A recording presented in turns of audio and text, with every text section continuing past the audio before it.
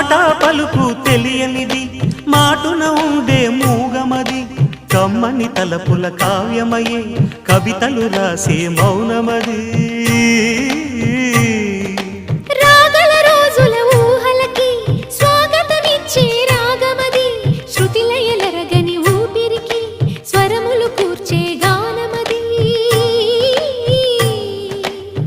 ఋతువుల రంగులు మార్చేది కల్పన కలిగిన మది భావం బ్రతుకును పాటగా